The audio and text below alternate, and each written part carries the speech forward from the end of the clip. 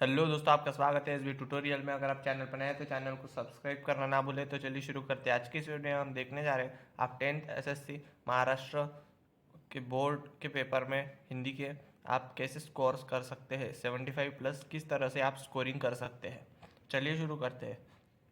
सबसे पहला अपना पॉइंट आता है गद्य, जो है पैसेज, जिसपे 20 मार्क्स डिपेंड है और जिसमें 2 पठित आते हैं गद्यांश और 1 अपठित।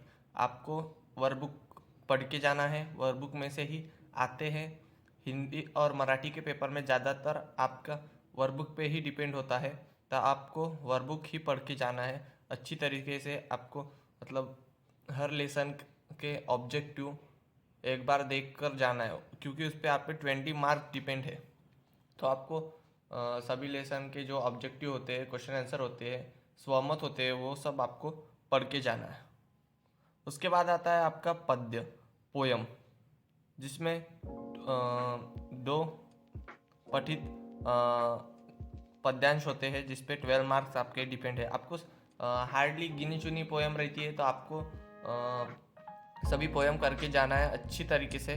और अच्छी तरीके से उसके ऑब्जेक्टिव, विलोम शब्द, विरुद्धार्थी शब्द, जो भी है उसके समानार्थी शब्द, सभी अच्छी तरीके से करके जाना है, क्योंकि आपके वर्कबुक में से ही आती है 2 पोयम, तो आपको अच्छी तरीके से करके जाना है। उसके बाद आता है आपका पूरक पठन, विभाग 3 पूरक पठन, जिसपे 8 मार्क आपके डिपेंड है।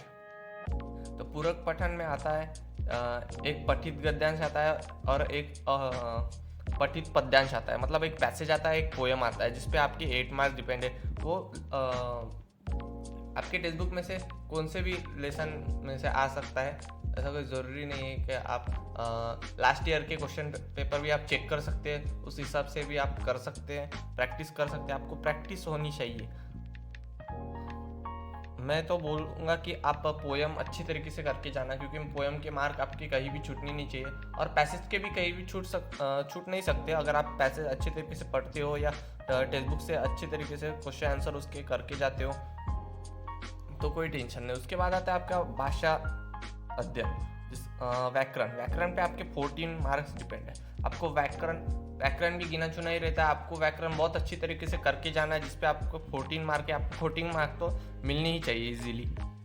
उसके बाद है आपका रचना विभाग, मतलब राइटिंग स्किल।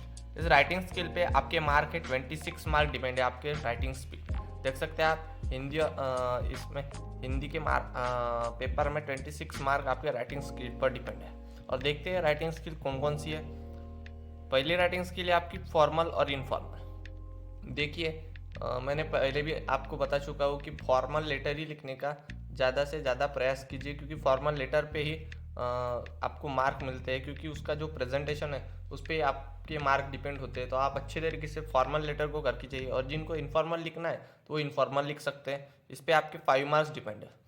और उसके बाद आता है 4 प्रश्न तैयार कीजिए। ये तो इजी क्वेश्चन, आपको 4 प्रश्न तैयार करना है अपने मन से। पैसेज दिया हुआ रहता है, उसमें से आपको 4 प्रश्न तैयार करने हैं। इसमें भी कोई कोई बच्चे गलतियाँ करते हैं, तो इसमें कोई भी गलती होनी नहीं चाहिए। ये 4 मार्क आपके हक के, आपको 4 मार्क तो यहाँ पे मिलने ही चाहिए। उसके बाद आता है वृत्तांत अथवा कहानी। आप वृत्तांत लिख सकते हैं या फिर कहानी लिख सकते हैं। वृत्तांत मतलब रिपोर्ट राइटिंग, आप रिपोर्ट राइटिंग लिख सकते हैं या फिर कहानी लिख सकते हैं। कहानी के मुद्दे आपको दिए रहे रहते हैं, आपको अच्छी तरीके से आप हिंदी में एक्सप्लेन कर सकते हैं, तो आप 5 मार्क इजीली उसमें स्कोर कर सकते हैं। पर लैंग्वेज के पेपर में दिए नहीं जाते हार्डली। अगर आपकी कहानी अच्छी है, आपकी वृत्तांत अच्छा है, तो आपको दिए 4.5 मार्क देती नहीं, 4 मार्क आराम से मिल सकता है। अगर आप अच्छी हैंडराइटिंग में लिखेंगे, बॉक्स करके वृत्तांत लिखेंगे तो। कहानी, कुछ कुछ बच्चे कहानी लिखते हैं, ज़्यादातर बच्चे लिखते नहीं, क्योंकि लैंग्वेज के पेपर में उन्हें टाइम ही नहीं ये होता, इसलिए वो ज़्यादातर वृत्तांत ही लिखते। तो भले ही आप वृत्तांत लिखो, पर अच्छी हैंडराइटिंग में अच्छी तरीके से लिखो, अच्छा फॉर्मेट में। उसके बाद आपका आता है विज्ञापन। इसमें कोई और नहीं है, विज्ञापन आपको लिखना ही कंपलसरी है। इसमें 5 मार्क आपके डिपेंड है। 5 मार्क विज्ञापन में बहुत अच्छी तरीके से लिखना है। एक न्यू पेज से स्टार्ट करना है, विज्ञापन मस्त बॉक्स निकालना है। उसके बाद अच्छी तरह से, मतलब जो आप ड्राइंग निकालते हो उसको भी पेन से निकालनी है। मैंने देखा है कि बच्चे पेंसिल से निकाल के आते हैं, फिर मार्क कट हो जाते हैं उनके विज्ञापन में। पर आपको आपको पेन से निकालना है, अच्छे से बॉक्स ड्रॉ करना है, टाइटल अच्छे देना है। अगर आप किसी इसका विज्ञापन एडवर्टाइजमेंट कर रहे हो तो अच्छी तरीके से करना है। ये 5 मार्क आपको मिलने ही चाहिए। उसके बाद आता है आपका निबंध लेखन। देखिए निबंध लेखन पे आपके 7 मार्क्स डिपेंड है। अगर आप अच्छी तरीके से लिखोगे तो आपको 6 मार्क तो आराम से मिल जाएंगे। जो बच्चे पढ़ते रहते हैं वो अच्छी तरीके से लिखते हैं पेपर में, उनका प्रेजेंटेशन भी बहुत अच्छा होता है क्योंकि वो पढ़ते ही रहते हैं बुक जो भी क्योंकि उसके आधार पर आपको टॉपिक दिए जाते हैं। जैसे कि मेरा प्रिय त्योहार, नदी की आत्मकथा, यदि मैं अध्यापक होता तो, ये लास्ट ईयर आए थे 2022 में। तो बच्चे ने बहुत अच्छी तरीके से लिखा था, इसलिए इसके लिए पढ़ते रहना चाहिए आपको बुक्स, तो आपको अच्छे अच्छे आइडिया आपके दिमाग में आते हैं। इस तरह से आप हिंदी के पेपर में 75+ स्कोरिंग कर सकते हैं अगर आप अच्छी तरीके से वर्कबुक का भी करके जाएंगे।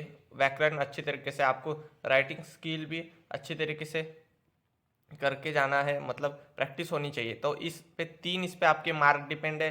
पहला तो आपको वर्कबुक अच्छी तरीके से करना है, पोयम। दूसरा है आपका ग्रामर जिसपे आपके 14 मार्क डिपेंड है, और तीसरा है आपका राइटिंग स्किल। इन 3 चीज़ों को आपको अच्छे तरीके से करके जाना है।